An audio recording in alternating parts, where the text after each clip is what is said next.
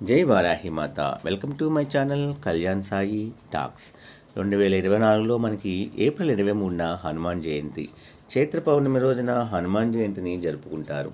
హనుమాన్ జయంతి హిందువుల పండుగలలో అత్యంత ముఖ్యమైనది. హనుమంతుడు లేకపోతే రామాయణం పరిపూర్ణం కాదు. ఈశ్వరుణ్ణి హంస వాయుదేవుని ఔరసపుత్రుడైన హనుమ మహాబలుడు, అర్జునుడికి ప్రియసకుడు, శ్రీరామదాసుడు, ఎర్రని కనులు కల వానరుడు, అమిత విక్రముడు, శతయోజన విస్తారమైన సముద్రాన్ని దాటినవాడు, లంకలో బందీ అయిన సీతమ్మ శోకాన్ని హరించినవాడు, ఔషధి సమేతంగా ద్రోణాచలాన్ని మోసుకొచ్చి యుద్ధంలో వివసుడైన లక్ష్మణుని ప్రాణాలు నిలిపినవాడు, దశకంఠుడైన రావణుడికి గర్భం అంచినవాడు. హనుమాన్ జయంతిని చైత్ర పౌర్ణమి నాడు మరియు వైశాఖ దశమి నాడు 2 సార్లు జరుపుకుంటారు. ఎందుకు అంటే హనుమాన్ 2 సార్లు జన్మించాడు. మొదట తల్లి అంజనాదేవి గర్భం నుండి హనుమ జన్మించాడు. మరలా హనుమ సూర్యుని పండు అనుకొని మింగడానికి వెళ్ళినప్పుడు ఇంద్రుడు వజ్రాయుధంతో దాడి చేశాడు. అప్పుడు హనుమ చనిపోతాడు. అప్పుడు దేవతలను అనుగ్రహంతో మరలా జన్మించి చిరంజీవిగా మారుతాడు హనుమ. ఇలా హనుమ 2 సార్లు పుట్టాడు కనుక హనుమాన్ జయంతిని 2 సార్లు జరుపుకుంటూ ఉంటారు. కేరళలో మాత్రం మార్గశిర మాసంలో హనుమాన్ జయంతిని నిర్వహిస్తూ ఉంటారు. హనుమ అతి బలం పరాక్రమవంతుడు అయిన శ్రీరాముని సేవలో గడపడానికి అధిక ప్రాధాన్యత ఇచ్చాడు. నా మనసునే మందిరంగా చేసుకుని శ్రీరాముణ్ణి ఆరాధించాడు. హనుమంతుడి గుండె చీల్చి చూపగా సీతారాములే మనకి దర్శనమిస్తారు. హనుమాన్ జయంతి రోజున భక్తి శ్రద్ధలతో ఆంజనేయ స్వామిని మనము పూజించాలి. కలో కపి వినాయక అంటే వినాయకుడు హనుమంతుడు కలియుగంలో త్వరగా ప్రత్యక్షమయ్యే దేవతలు అని అర్థము. ఇక్కడ రామనామం వినిపిస్తుందో అక్కడ తప్పక హనుమంతుడు ఉంటాడని భక్తుల యొక్క నమ్మకము కూడాను. శ్రీరాముని కీర్తన జరిగే చోట హనుమంతుడు పులకితుడై అంజలి జోడించి ఉంటాడు. రాక్షస శాంతకుడైన అలాంటి హనుమంతునికి నమస్కరిస్తున్నానని అర్థం.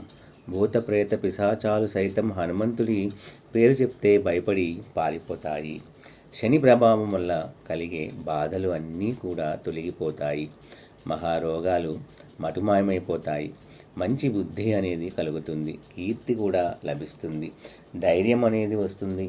హనుమంతునికి 5 సంఖ్య చాలా ఇష్టం. అందుకే స్వామివారి గుడికి వెళ్ళినప్పుడు 5 ప్రదక్షిణాలు చేయాలి. అయితే హనుమాన్ జయంతి రోజు గుర్తుపెట్టుకొని ఈ రంగులో ఉండే దుస్తులను కనుక ధరిస్తే చాలు, భోగభాగ్యాలు కలుగుతాయి, సకల ఐశ్వర్యాలు సిద్ధిస్తాయి. ఆంజనేయ స్వామి వారి అనుగ్రహము అనేది లభిస్తుంది. మీకు ఉన్న కష్టాలన్నీ కూడా పోతాయి. సాక్షాత్తు స్వామివారి లెక్కలేనంత ఐశ్వర్యాన్ని మీ ఇంటికి పంపుతారు. ఇక మీరు పట్టిందల్లా కూడా బంగారం అవుతుందని మన పెద్దలు చెబుతూ ఉన్నారు. మరి హనుమాన్ జయంతి రోజు ఆడవారు ఏ రంగు దుస్తులు ధరించాలి, ఏ రంగు దుస్తులు ధరించకూడదు అనే విషయాన్ని ఇప్పుడు మనం ఈ వీడియోలో వివరంగా మనము తెలుసుకుందామండి. అంతకన్నా ముందు ఆంజనేయ మహత్యంలోని ఒక పవిత్ర కథను విందాము. శ్రీరామచంద్రుని పరిపాలనా కాలంలో దక్షిణ భాగంలో ధర్మారణ్యం అంటే రాక్షసుల చేత ధ్వంసం చేయబడ్డ గ్రామాలను రాముడు పునర్నిర్మించి నివాసయోగ్యం చేయించాడు. ఆ గ్రామాలకు మండల నగరం అనే దాన్ని ప్రధాన కేంద్రంగా చేశాడు. అక్కడ వేద వైద్యులు, సత్కర్మ ఆచరణలో పండితులు, జ్ఞాననిష్ఠులు అనేక మంది ఉండేవారు. రాముడు దానికి ధర్మకర్తగా ఆంజనేయుని నియమించాడు. శ్రీరాముని తరపున హనుమ వారిని చక్కగా కాపాడుతూ ఉన్నాడు. ప్రజలందరికీ కూడా మంచి రక్షణ కల్పించాడు. కలి ప్రవేశించే వరకు అక్కడ ఎలాంటి ఉపద్రవాలు లేవు. గొప్ప ధర్మ వ్యవస్థ ఏర్పరిచి దాన్ని దినాభివృద్ధికి కృషి చేశాడు. కలికాలం ప్రవేశించగానే దాని పరిపాలనాన్ని ఆంజనేయులు అక్కడి వారికే వదిలి గంధమాధవ పర్వతం చేరి శ్రీరామునిపై ధ్యానం చేస్తూ గడుపుతూ ఉన్నాడు. కలియుగంలో కన్యాకుబ్జం అనే ఒక పట్టణాన్ని ఆమంతుడు అనే ఒక రాజు పరిపాలిస్తూ ఉండేవాడు. అతనికి మాయ అనే భార్య ఉంది. వారికి రత్నగంగ అనే కూతురు జన్మించింది. ఆమెను అల్లారుముద్దుగా పెంచుతూ సర్వ విద్య సారాధన చేశారు. ఆమెకు పెళ్ళిడు వచ్చింది. వర అన్వేషణ చేస్తున్నారు. వీరి పురోహితుడు ధర్మసకుడు అయిన రోజు పురాణ శ్రవణం చేస్తూ రాజుకు చాలా సంతోషం కలిగిస్తూ ఉండేవాడు. ఒకరోజు ఆ పురోహితుడు రాజుతో, మహాత్మా, కలి ప్రవేశించింది, కల్మషం అంతటా వ్యాపించిపోతుంది అన్నాడు. రాజు కలి అంటే ఏమిటి అని అడిగాడు. ఆయన దానికి అర్థము అసత్య ప్రచారము అని చెప్పి, కలికాలంలో అబద్ధం చెప్పేవారు, వేదాన్ని దూషించేవారు, హింసను పెంచేవారు, ధర్మాన్ని వదిలేసి అర్ధకామాలను మాత్రమే ఆశ్రయించేవారు ఎక్కువైపోతూ ఉన్నారు.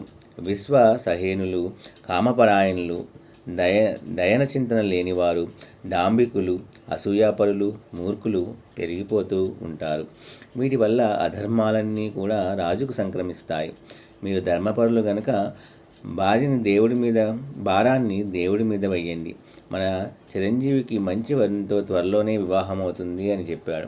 కొంతకాలానికి బ్రహ్మవర్తనాన్ని పాలించే కుంభినీపాలుడు అనే రాజుకు రత్నగంగను ఇచ్చి వివాహం చేశారు. కుంభినీపాలుడు భార్యతో కలిసి ధర్మారణ్యానికి వెళ్ళి అక్కడ తన రాజ్యాన్ని స్థాపించాడు. కుంభినీపాలకుడు క్రమంగా వేద మార్గానికి దూరమై జైన మతాన్ని అవలంబించాడు. అప్పటిదాకా బ్రాహ్మణులు వేద వ్యాప్తికి, సత్కర్మాచరణకు, యజ్ఞయాగాలకు ఇవ్వబడిన అగ్రహాలన్నిటినీ కూడా లాగేసుకున్నాడు. జైనులను అక్కడ అధికారులుగా నియమించాడు. వారు యజ్ఞయాగాలు చేసే వారిని హింసించి శిక్షించేవారు. దుష్టులకు రాజబలం తోడైంది. ఇక భరించలేక అందరూ కలిసి కన్యాకుబ్జ రాజు అయినటువంటి ఆమంతుడు రాజు దగ్గరకు తమ గోడు విన్నవించుకునేందుకు వెళ్ళారు. తాము అది ప్రాచీన కాలం నుండి అక్కడ ఉంటున్నామని, సీతయుగంలో శ్రీరాముడు మహోదరంతో పాటు మరికొన్ని అగ్రహారం తమకు ఇచ్చాడని, తమ అల్లుడు కుంభమే పాలుడు దుర్మార్గంగా వాడే లాగేసుకొని హింసిస్తున్నాడని, దేవతారాధన, యజ్ఞయాగాదులను నిషేధించాడని, పూర్వజీవితం కొనసాగించడానికి దుర్భరంగా ఉందని, మళ్ళీ తమ దైవకార్య నిర్వహణకు, తమ వృత్తులను కొనసాగించుకోవడానికి వెంటనే చర్య తీసుకోమని విన్నవించుకున్నారు. రాజు వారంతా చెప్పింది సావధానంగా ఆలకించాడు. అల్లుడు కుంభీపాలుడికి కబురు చేసి లాక్కున్న భూములన్నీ కూడా బ్రాహ్మణులకు ఇచ్చివేయమని, వేద విద్యకు ఆటంకం కలిగించవద్దని హితము చెప్పి రాజు పత్రం ఇచ్చి వారిని పంపాడు. వారందరూ కూడా కుంభమేపాలుడికి రాజుపత్రము ఇచ్చారు. ఇది అల్లుడికి కోపం తెప్పించింది. దానితో ఆయన ముందుగా, మీకు ఏ రాముడు భూమిని ఇచ్చాడో ఆ రామున్నే రమ్మనండి, ఆయనతో పాటు తోకవాడిని కూడా తీసుకొని రండి, అప్పుడు ఆయన చెప్పింది విని తగినట్లుగా చేస్తా అని భీష్మించుకొని కూర్చున్నాడు. పాపం, కొంతమంది బ్రాహ్మణులు రాజుకు ఎదురు తిరగలేక జైన మతాన్ని తీసుకొని రాజుకు లోబడి జీవిస్తూ ఉన్నారు. మిగిలిన వారు తమను రక్షించగలిగేది వాయుసురుడైనటువంటి హనుమంతుడే ఒకడేనని గ్రహించి శరణ కోరుతూ ధ్యానించసాగారు. భక్త సులభుడైన వెంటనే ప్రత్యక్షమై వారికి ఆనందం కలిగించారు. వారు హనుమంతుణ్ణి పూజించారు. తమ బాధను వెళ్ళబోసుకున్నారు. వారిని రక్షించాలనే ఉద్దేశంతో మనసు కరిగే తన ఎడమ బాహు నుండి ఒక వెంట్రుకను, కుడి చేతి నుండి ఇంకో రోమాన్ని తీసి ఒక బూర్భారథంతో భద్రంగా ఉంచి దాన్నే బ్రాహ్మణులకు ఇచ్చి రాజు దగ్గరికి వెళ్ళి తమ భూములను ఇమ్మని అడగమని చెప్పి పంపించాడు. ఇవ్వకుండా తిరస్కారం చూపిస్తే ఒక రోమాన్ని సింహద్వారం మీద ఉంచండి. అప్పుడు భయంకరమైన అగ్ని చిపాలకు ఏర్పడి రాజసౌధాన్ని, పట్టణాన్ని కాల్చివేస్తాయి. మీ గ్రామాలను మీకు ఇచ్చేసి రక్షించమని రాజు ప్రార్థిస్తే కుడి చేతి రోమాన్ని విసరండి, అప్పుడు అంతా యథాస్థితిలోకి వస్తుంది అని చెప్పి పంపించాడు. హనుమంతుడు అక్కడ 3 రోజులు ఉండమని ఆకలి దప్పులతో బాధపడుతున్నారు కనుక తాను ఇచ్చే ఫలాలను ఆరగించమని చెప్పి అదృశ్యమైనాడు. హనుమ బ్రాహ్మణులను హనుమంతుని పూజ చేసే ప్రసాదం తీసుకొని స్వస్థత చెందారు. మారుతి వారి కోసం విశ్రాంతి గృహం కూడా నిర్మించాడు. 3 రోజులు అందులో ఉండి 4వ రోజున వారి అగ్రహారాలకు శిలాగ్రహారం చేర్చుకున్నారు. మర్నాడు వారంతా కూడా రాజు దగ్గరికి వెళ్ళి హనుమ చెప్పినట్లు అడిగారు. రాజధానిని మన్నించకుండా అవమానించాడు. దానితో బ్రాహ్మణులందరూ కూడా హనుమ ఎడమచేతి వెంట్రుకను ద్వారం మీద ఉంచారు. పట్నమంతా కూడా అంటుకొని భస్మీభూతమైపోతూ ఉంది. ఆర్తనాళాలు పట్నమంతా కూడా వ్యాపించాయి. జైనులందరూ కూడా పారిపోయారు. బ్రాహ్మణుల ప్రభావాన్ని గమనించి రాజు భయపడే వారికి అగ్రహారాలను వారికి ఇచ్చేశాడు. అప్పుడు బ్రాహ్మణులు కుడి చేతి రోమాన్ని విసిరివేశారు. దాంతో పట్నము మామూలు అయింది.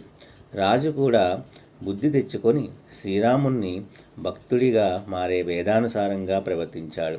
ధర్మ సమస్త పాలకుడై విష్ణుజాన రథుడై ప్రజలను కన్నబిడ్డలుగా పరిపాలించేవాడు.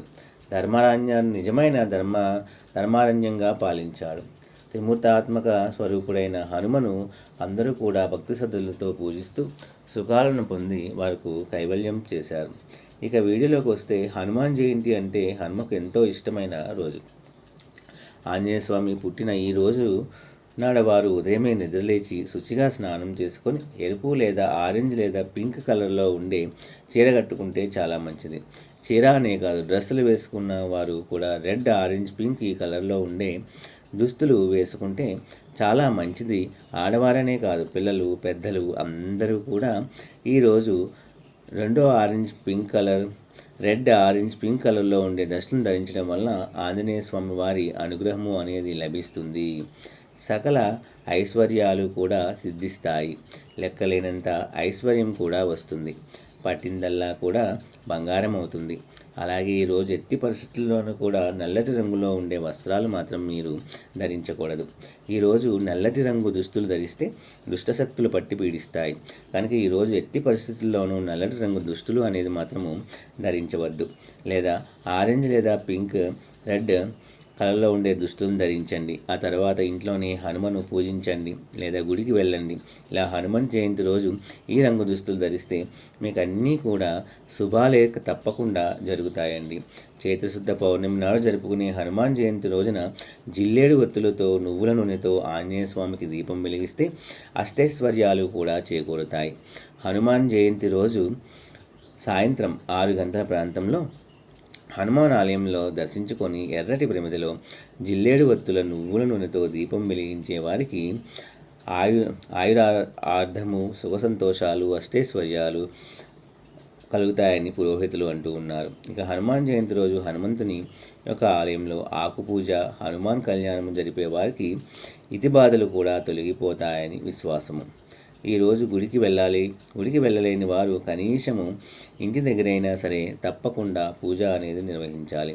గృహంలో పూజ చేసే వ్యక్తులు పూజామందిరం శుభ్రం చేసుకొని పసుపు, కుంకుమ అక్షలతో అలంకరించుకోవాలి.